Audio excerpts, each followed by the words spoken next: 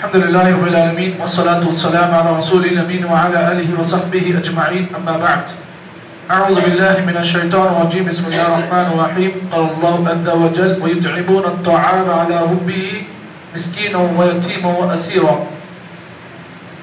گزشتہ کل کے درس میں آپ حضرات کے سامنے یہ بات بیان کی گئی تھی کہ دین اسلام اپنے ماننے والوں کو جہاں پر اللہ کی راہ میں مال خرچ کرنے کا حکم دیتا ہے وہیں پر اسلام اپنے ماننے والوں کو آپس میں ایثار اور مواسات کی تعلیم دیتا ہے۔ ایثار کس کو کہتے ہیں؟ ایثار کہتے ہیں کہ آدمی اپنی ضرورت کسی چیز پر اپنی ضرورت ہونے کے باوجود آدمی کسی اور کو اس ضرورت کی ترجیح دے۔ کیا مطلب اس کا؟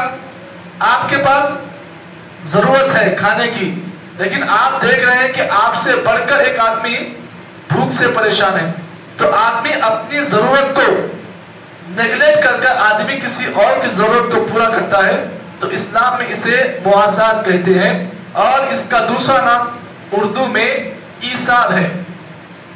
اسلام ایثار کے ذریعے پھیلا ہے۔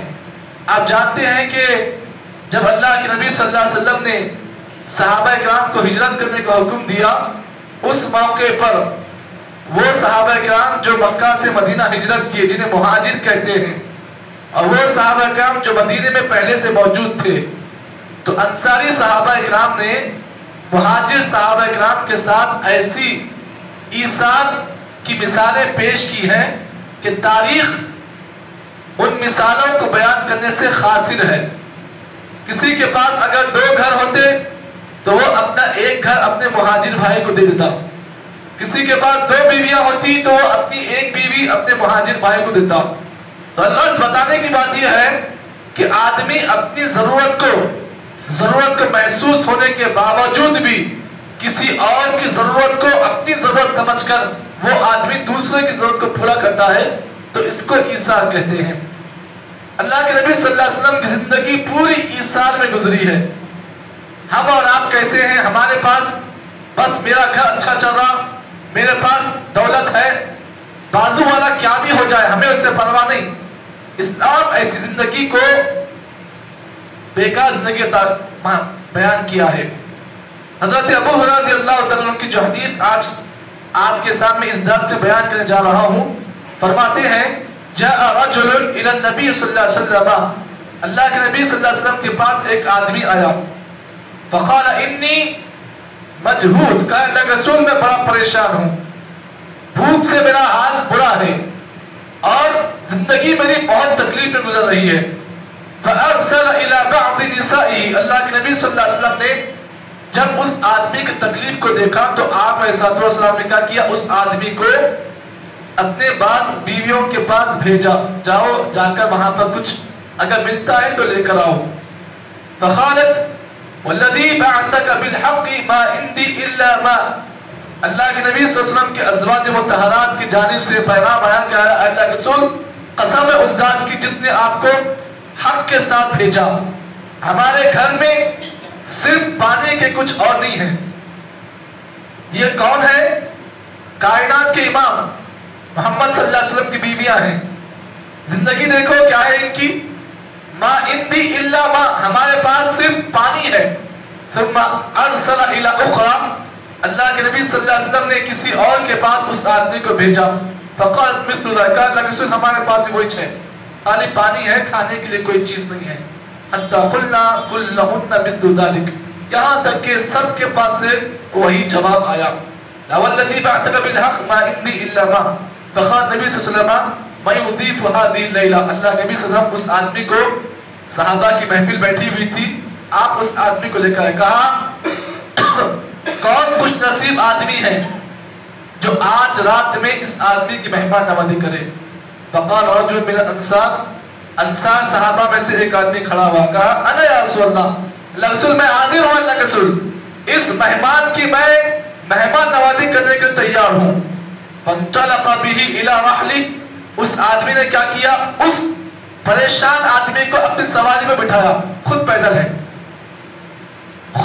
ہے اور اس مجبور آدمی کو اپنی سواری دے کر سواری میں بٹھایا ہوا ہے، اور سواری کی نکیل پکڑا ہوا کون ہے؟ جس کی سواری ہے.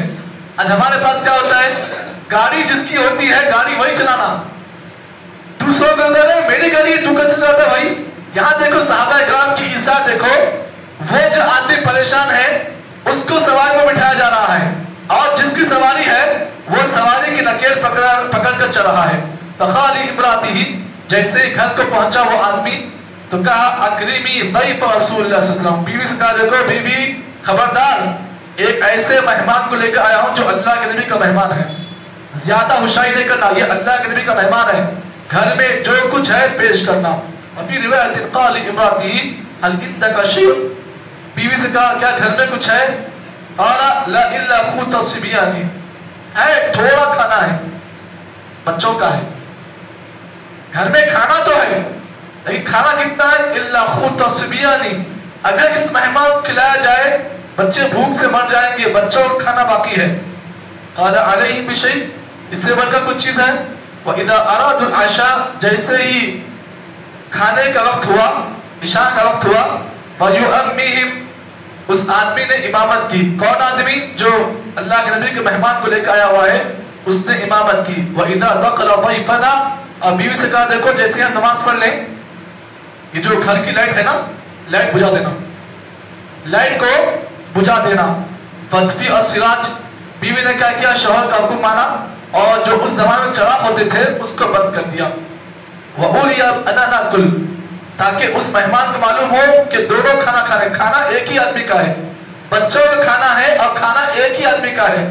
لیکن اگر مہمان یہ دیکھتا کہ کھانا اکیلا آدمی کا ہے تو مہمان ہوتا نہیں، مجھے ضرورت نہیں ہے، میں چلے جاتا ہوں. بیوی کو دیکھو کیا بھی ہو جاؤ ہم بھوکے رہیں گے، اللہ کے نبی کا مہمان ہے. اگر مہمان ہمارے پاس آ جائے کھانا کھانے کے بیٹھنے کے لیے آئے تو جو چراغ ہے اس کو بند کر دینا تاکہ مہمان یہ سمجھے کہ دونوں کھانا کھا رہے ہیں. اس کے بعد کیا ہوا؟ اللہ کے نبی صلی اللہ علیہ وسلم نے فرمایا وَأُولِيَ بِي أَنَا نَأْكُلُ فَقَعَدُوا أَكْلَ الضَّيْفِ، یہ آدمی بھی بیٹھا اور مہمان دونوں بیٹھے. وَبَاتَ طَابِلَيْنِ، لیکن برتن میں ایک آدمی کھانا کھا رہا ہے اور ایک آدمی خالی ہاتھ گھما رہا ہے. جو خالی ہاتھ گھما رہا ہے وہ گھر کا مالک ہے اور جو برتن میں کھانے کو ہاتھ گھما رہا ہے وہ اللہ کے نبی کا مہمان ہے. فلما اصبح، جیسے اللہ کے نبی صلی اللہ علیہ وسلم کے پاس صبح ہوئی، اللہ کے نبی صلی اللہ علیہ وسلم کو یہ واقعہ بتایا گیا کہ اللہ رسول آپ کا ایک صحابی نے ایسا کارنامہ کیا، نبی کو پہلے ہی بتایا گیا. فلما اصبح، جیسے اللہ کے نبی صلی اللہ علیہ وسلم نے صبح کی، غدا النبی صلی اللہ علیہ وسلم، وہ جو آدمی جو ہے اپنے مہمان کو لے کر اللہ کے نبی کے پاس پہنچا. نبی اکرم صلی اللہ علیہ وسلم نے کہا لقد عجب اللہ من صبیکما بضیفکم اللیلہ، اللہ تعالیٰ نے تمہارے اس مہمان کے ساتھ تم نے جو کارنامہ کیا ہے نا، اللہ تعالیٰ اسے تعجب محسوس کیا. اللہ تعجب محسوس کیا تمہاری اس مہمان نوازی کو دیکھ کر. اللہ اکبر. اس حدیث کو بخاری اور مسلم نے روایت کی. دیکھیے گھروں میں اس زمانے میں کچھ نہیں ہوتا تھا. آج ہمارے پاس ماشاءاللہ ایک مہینے کا راشن ہمارے پاس اسٹاک ہوتا ہے اللہ ماشاءاللہ. لیکن پھر بھی دیکھو کوئی مہمان آتا ہے تو دل آگے نہیں بڑھتا ہے ہمارا. مہمان جیسے گھر میں داخل ہوتا، کب جا رہے ہیں آپ، کب کی فلائٹ ہے آپ کی، کب کی بس ہے آپ کی، ابھی بیچارہ ابھی گھر میں داخل نہیں ہوا، گھر کے دروازے پہ کھڑا ہوا ہے، سوالات شروع، سوالات. اللہ کے نبی کے صحابہ ایسے نہیں تھے. اپنی ضرورت کو وہ لوگ مقدم نہیں رکھتے بلکہ وہ آدمی جو ضرورت مند ہوتا پہلے اس کی ضرورت پوری کرتے، بعد میں اپنی ضرورت پوری کرتے. یہ جو حدیث ہے نا، یہ کوئی ضعیف حدیث نہیں ہے، یہ کوئی قصے کہانی نہیں ہے، بلکہ اللہ کے نبی صلی اللہ علیہ وسلم کی وہ صحیح بخاری کی روایت ہے جو کتاب اللہ کے بعد اس دنیا کی سب سے صحیح کتاب ہے. اس کی حدیث آپ کے ساتھ بیان کیا گیا ہے. معلوم کیا ہوا؟ معلوم یہ ہوا اپنی ضرورت کو نیگلیکٹ کر آگے والے کی ضرورت پوری کرنا.